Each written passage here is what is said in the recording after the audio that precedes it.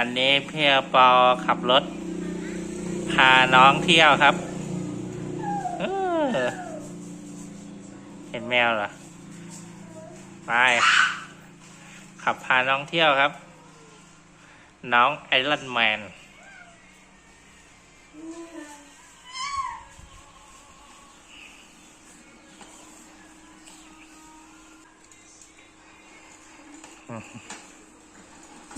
โอ้ไม่มองทางเลยโอ้น้องเจ็บแล้ววะเนี่ย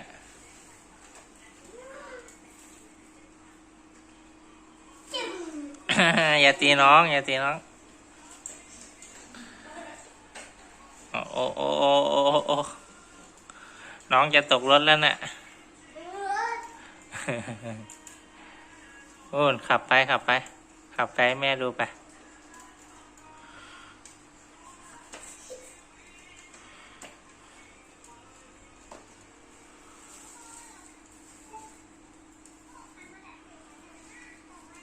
พาขึ้นคันใหม่เหรอลองพาขึ้นคันสีชมพูนี้ดิขึ้นได้ขึ้นคันไหนก็ได้ขึ้นคันสีชมพูก็ได้อ๋อ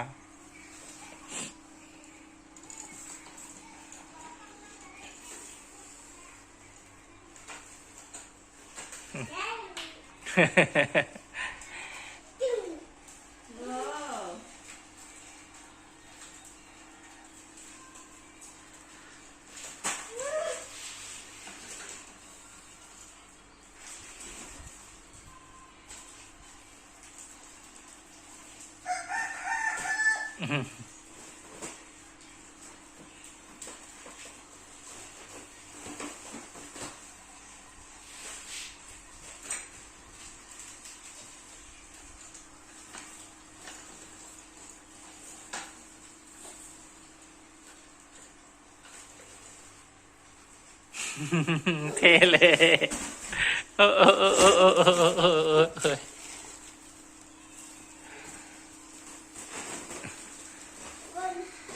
หล่นแล้วน้องหล่นแล้วน้องหล่นแล้วมัดใหม่มัดใหม่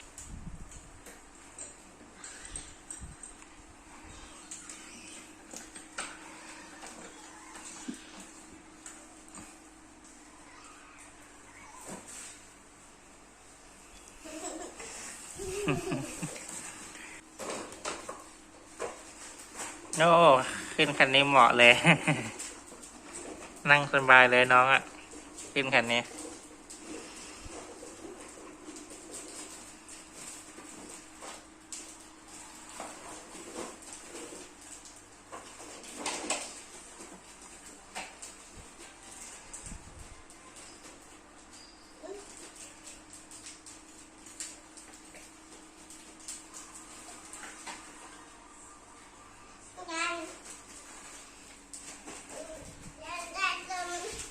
ขึ้นคันขา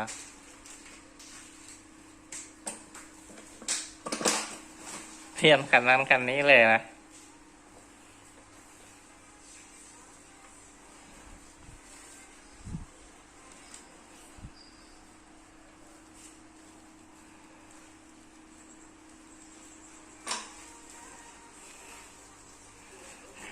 อันนั้นจะขึ้นได้เปล่า โอ้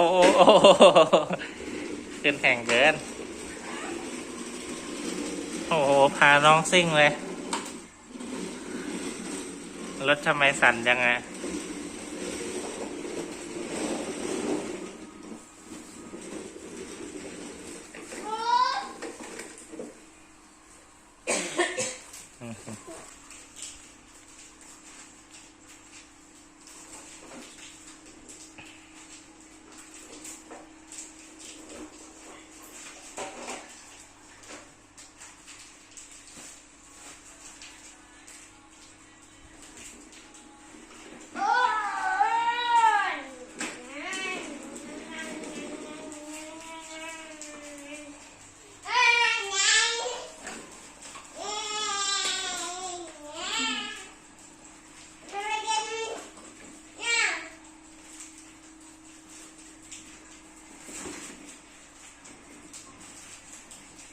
ล้ม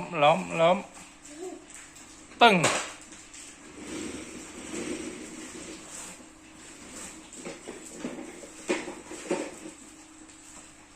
เกลียดหน้าเลยค่ะ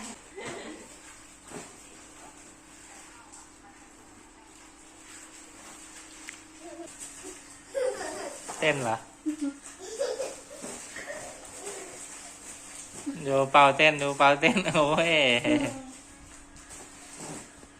มาทางนี้เลยวะ เปล่าเนาะ